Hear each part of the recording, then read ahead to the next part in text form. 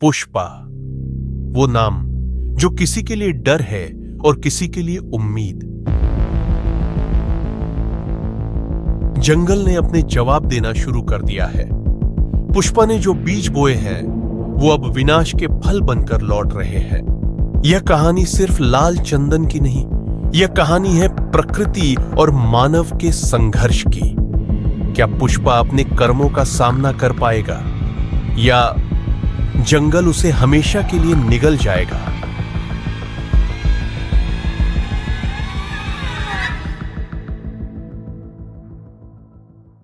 पहला भाग देखने की सलाह दी जाती है। लिंक ऊपर और डिस्क्रिप्शन में है, पर आप इसे अलग से भी एंजॉय कर सकते हैं।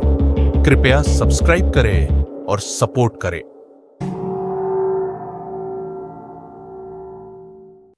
पुष्पा, जिसे धन और शक्ति की भूख ने अंधा कर दिया था, ने इस पवित्र भूमि के विनाश की शुरुआत कर दी थी। रामघाट का शांत जंगल, जहां कभी कुदरत की सरगम गूंजती थी, अब अराजकता का मैदान बन चुका था। सड़कें जंगल की गहराइयों में काटी जा रही थीं, ताकि लाल चंदन को निकालने के लिए लोरियां चलाई जा सके। मधुमक्खियों से बचने के लिए रसायनों को जलाया गया और वो आग पूरे जंगल में फैल गई। यह आग सिर्फ पेड़ों को नहीं, बल्कि इस जंगल की आत्मा को जला रही थी।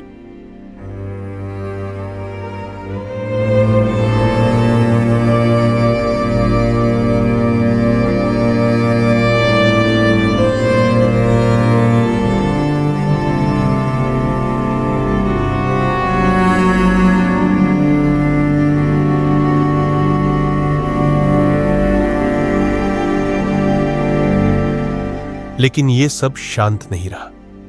रात के अंधेरे में जब जंगल सो रहा था, पुष्पा के पास एक सपना आया। कंतारा के देवता, जिनकी पूजा वहां के आदिवासी करते थे, आग के गोले की तरह प्रकट हुए। उनकी आंखों में क्रोध और उनकी आवाज में न्याय की गूंज थी। तुमने इस जंगल की शांति को भंग किया है। लालच में अंधे होकर तुमने इसे चोट पहुंचाई। इस धरती, इन पेड़ों और मेरे लोगों का अपमान किया। पुष्पा घबराहट में जागा और तभी रमेश उसके तंबू में भागते हुए आया। उसकी आंखें आंसुओं से भरी हुई थीं और उसके चेहरे पर डर साफ झलक रहा था। रमेश ने कांपती हुई आवाज में कहा, पुष्पा, सब मर गए, सारे मजदूर चले गए। पुष्पा के कदम लड़खड़ा गए। उसने कहा, क्या कह रहे हो रमेश? ये कैसे हो सकता है? पर जवाब वही था। रमेश की आवाज टूट गई।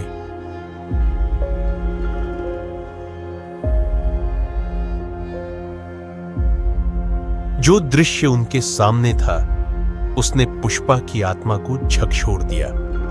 काम की जगह अब एक कब्रगाह बन चुकी थी।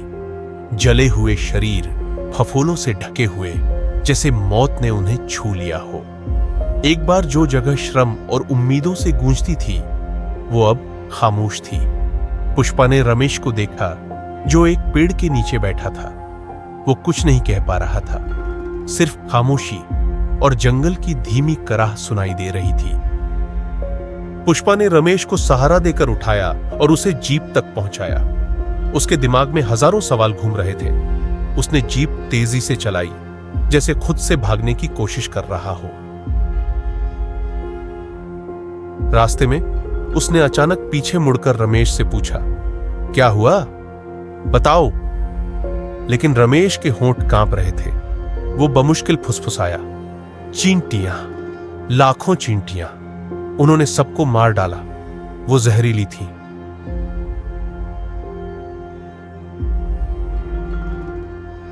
पुष्पा ने गुस्से और उलझन में जवाब दिया, चींटियां? क्या पागल हो गए हो? उसके शब्द सख्त थे, पर उसका मन अशांत। जो कुछ भी उसने सुना था, वो जितना अजीब था, उतना ही सच्चा लगता था। जो रमेश ने देखा था, वो जितना अविश्वसनीय था, उतना ही भयावह। और जो पुष्पा सुन रहा था, वो उसकी कल्पना से परे था।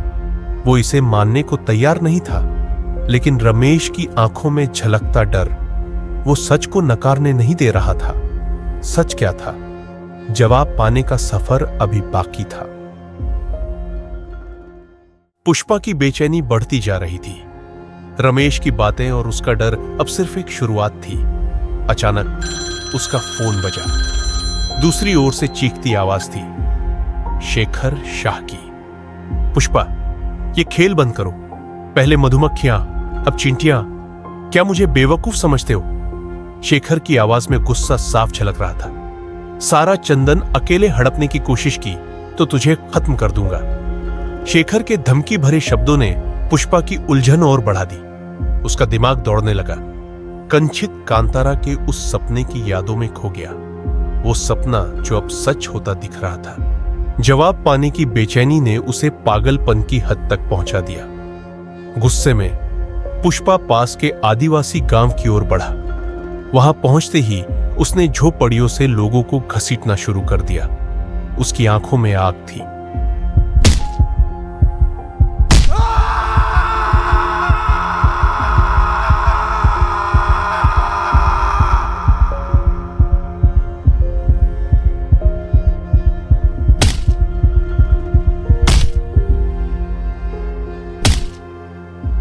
सच क्या है?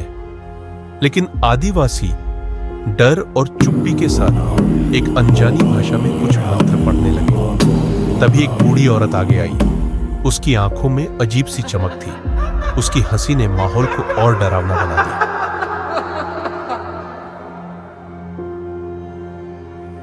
उसने एक शब्द बोला, कांतारा, और उसकी उंगली एक प्राचीन गुफा की ओर उठी।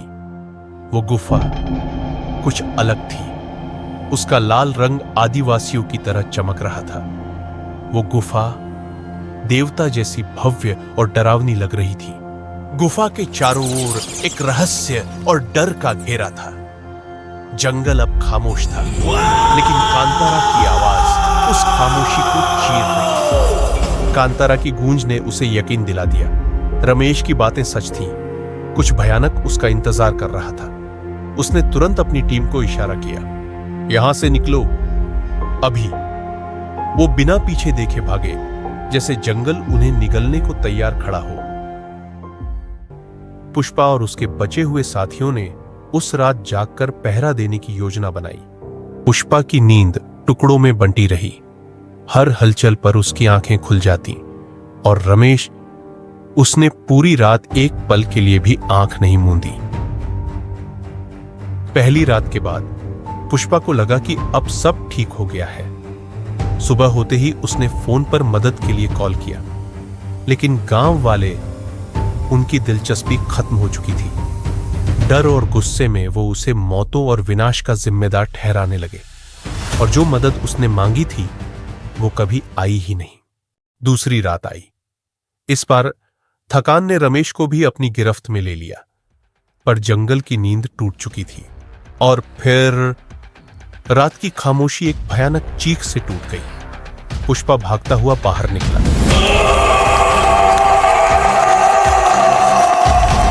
उसने देखा उसका आदमी 6 फीट ऊपर उठा हुआ था।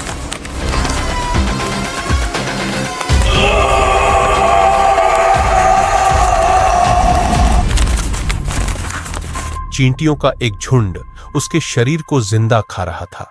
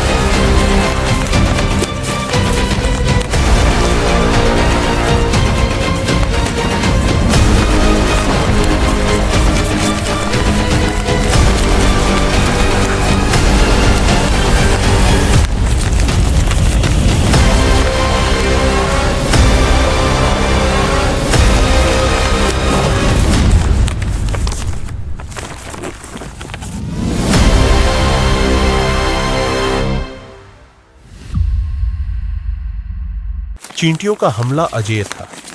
टीम ने अपनी जीप की ओर भागने की कोशिश की, लेकिन चींटियों ने टायर छेड़ दी।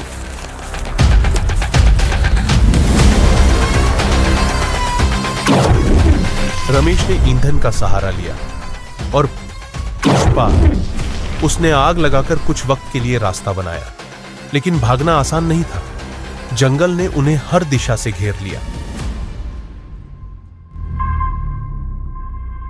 चींटियां अब एक आकार लेने लगी। वो इकट्ठा होकर एक इंसानी रूप में ढलने लगी। जंगल के देवता कंतारा का अवतार सामने आया। तुमने इस जंगल की शांति को भंग किया है। तुमने लालच में आकर प्रकृति का अपमान किया है। अब इसकी सजा तुम्हें मिलेगी। पुष्पा ने पहली बार महसूस किया कि उसने कितनी बड़ी गलती की है।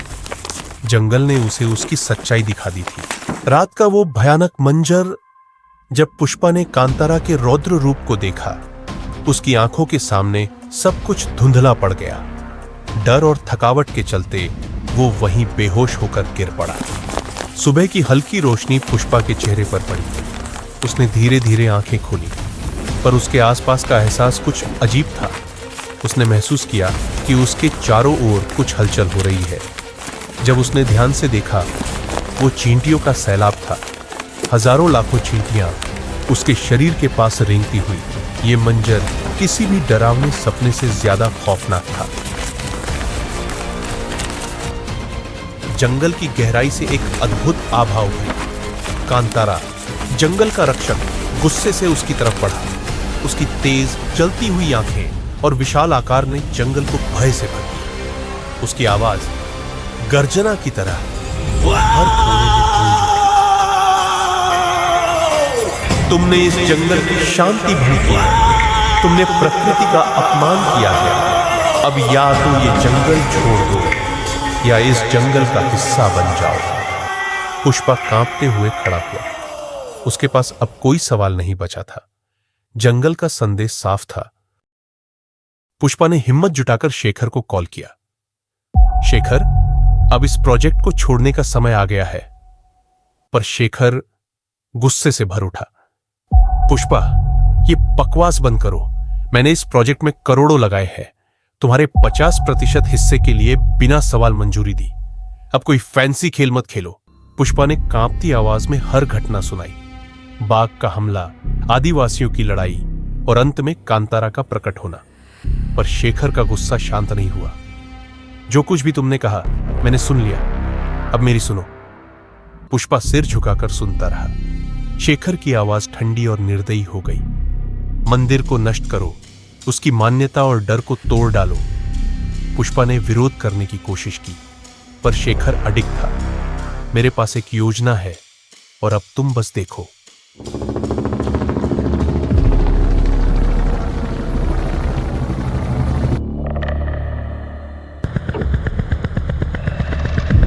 शेखर ने हार मानने से इनकार कर दिया था। उसने एक हेलीकॉप्टर तैयार करवाया, बारूद से भरा हुआ। उसकी मंशा थी मंदिर को ऊपर से उड़ा देना। हेलीकॉप्टर मंदिर के चारों तरफ चक्कर लगाने लगा।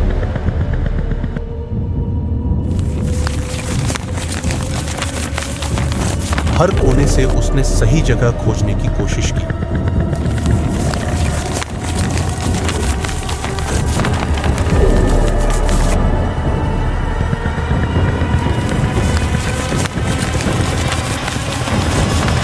लेकिन जहां भी वो जाता, चींटियां किसी साए की तरह घेर लेती।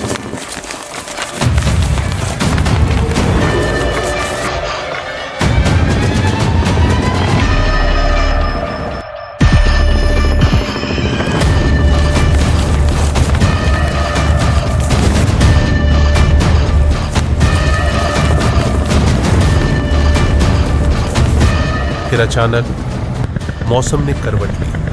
आसमान काला पड़ गया। हवा की गति बढ़ने लगी। दूर कहीं एक बवंडर उड़ता दिखाई दिया। बवंडर धीरे धीरे मंदिर की ओर बढ़ने लगा। हवा की गति इतनी तेज थी कि हेलीकॉप्टर कांपने लगा।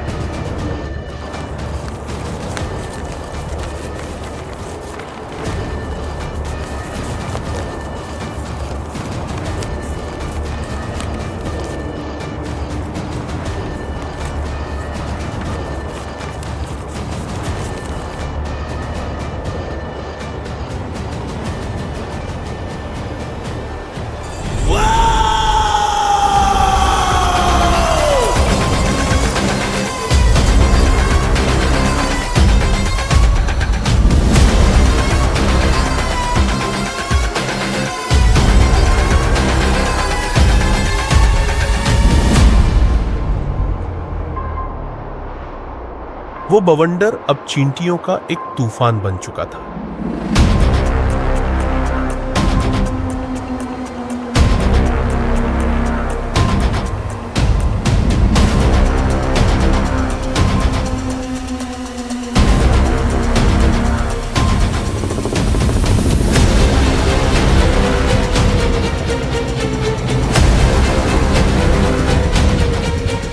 हेलीकॉप्टर के अंदर चींटियां भरने लगी। चींटियां मशीनों को चीरने लगी।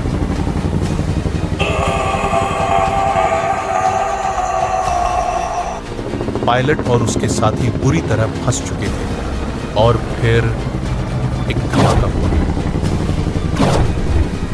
चींटियों के उस बवंडर ने पूरे हेलीकॉप्टर को निगल लिया। आसमान में आग का गोला उठा और मलबा नीचे जंगल में गिरने लगा।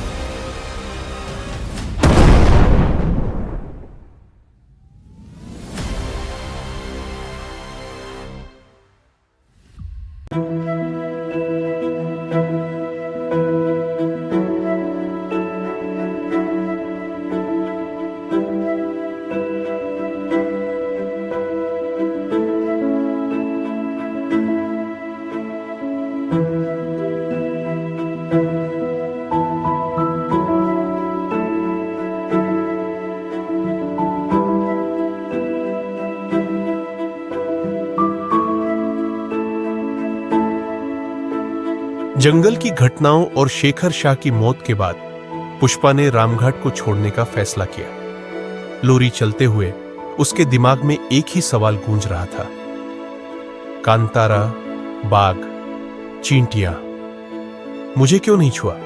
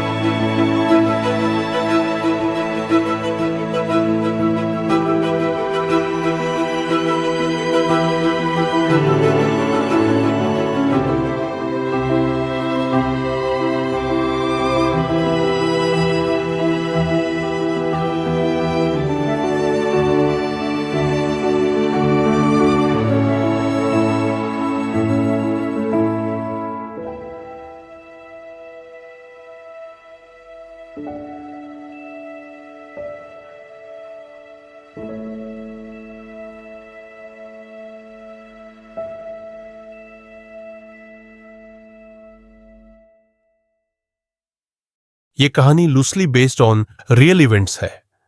तमिलनाडु के डिंडीगुल जिले में पीली चींटियों ने कहर बरपाया। इन चींटियों ने मवेशियों पर हमला किया, कई गायें अंधी हो गई और किसानों की फसलें तबाह हो गई। करंथमलाई जंगल के पास बसे गांवों में लोगों को अपने घर छोड़ने पड़े। इन चींटियों के डंक से जलन और छाले होते थे। प्रकृति से छेड़छाड़ हमें ऐसे हालात में डाल सकती है जिसकी हम कल्पना भी नहीं कर सकते।